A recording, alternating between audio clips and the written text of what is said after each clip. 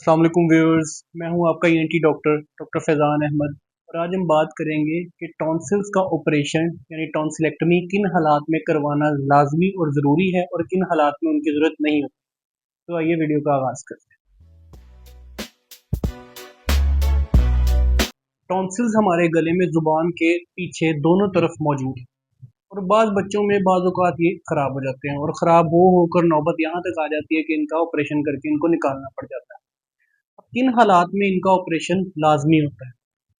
अगर मरीज के गले में बार बार खराब हो रहा हो और साथ उसको शदीद दर्द, इसके अलावा साथ उसको बुखार हो और उसको खाना निगलने में या खाना खाने में भी मुश्किल, इसके अलावा रात को सोने में मुश्किल, सांस लेने में मुश्किल हो, उसको खराटे हैं, बार बार नींद में आँख खुल जाए, तो ऐसी अलामात के साथ मरीज का फिर टॉन्सिल्स का ऑपरेशन ही बनता है।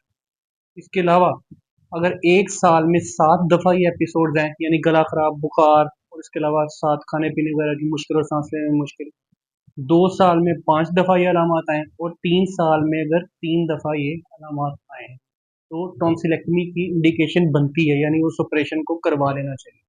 और किन हालात में इस ऑपरेशन का कोई फ़ायदा नहीं होता, जैसे अक्सर वालिदैन हमारे पास आते हैं और कहते हैं जी हमारे बच्चे का टॉन्सिल्स का ऑपरेशन कर दें, इसको टॉन्सिल का मसला है, और जब हम मरीज़ का एग्जामिनेशन करते हैं तो पता लगता है उसको नज़ला, ज़ुकाम, खांसी ये अलामत हैं। और कुछ वालिदैन कहते हैं कि जिसकी उम्र कद नहीं बढ़ रहा, इसकी ग्रोथ नहीं हो रही, ये टाइम खांसता रहता है, इसके गले में रेशा आता रहता है, इसके टॉन्सिल्स का ऑपरेशन कर दें। लेकिन ऐसी अलामत के साथ टॉन्सिल्स का ऑपरेशन करने का कोई फ़ायदा नहीं है, क्योंकि ऐसी अलामत में अगर टॉन्सिल्स का ऑपरेशन कर भी देंगे तो अलामत वहीं की वहीं, तो इसमें ना मरीज़ का कोई फ़ायदा है और ना हमारा। तो ये टॉन्सिलेक्टमी की इंडिकेशन नहीं बनती। फिर एक कंडीशन है जिसको हम किसिंग टॉन्सिल्स कहते हैं, यानी कि टॉन्सिल का साइज़ इतना बड़ा हो जाता है कि वो आपस में एक दूसरे के साथ जुड़ जाते हैं गले में, एक दूसरे को टच करते हैं। इसकी वजह से मरीज को खाने में भी मुश्किल और सांस लेने में मुश्किल होती है। ऐसी सूरत हाल में मरीज का ऑपरेशन यानी टॉन्सिलेक्टमी करनी पड़ती है। अब टॉन्सिल्स का ऑपरेशन मुकम्मल बेहोशी में किया जाता है, लेकिन इस ऑपरेशन में आम ऑपरेशन की निस्बत ज़्यादा दर्द होती है, क्योंकि इसमें हमें जख्म को खुला छोड़ना पड़ता है, खासतौर पर अगर मरीज की उम्र 10 साल से ज़्यादा हो।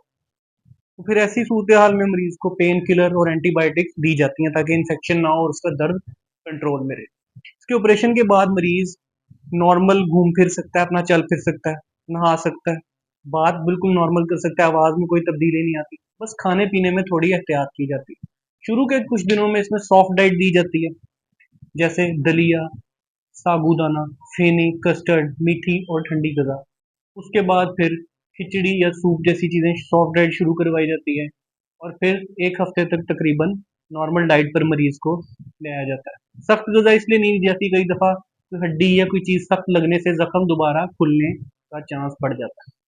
तो ये थी आज की वीडियो टॉन्सिलेक्टमी की इंडिकेशंस के ऊपर कि किन सूरत हाल में हमें टॉन्सिल्स का ऑपरेशन करवाना है और किन में नहीं करवाना, और अगर नहीं करवाने वाली सूरत हाल में हम कर भी दें या करवा लें तो मरीज को कोई फ़ायदा नहीं रहता, उसकी अलामत वैसी की वैसी रहती है।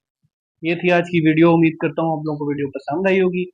वीडियो पसंद आई हो तो चैनल को लाइक, कमेंट और सब्सक्राइब जरूर करें। मिलते हैं अगली वीडियो में। अपना ख्याल रखें। अल्लाह हाफिज़।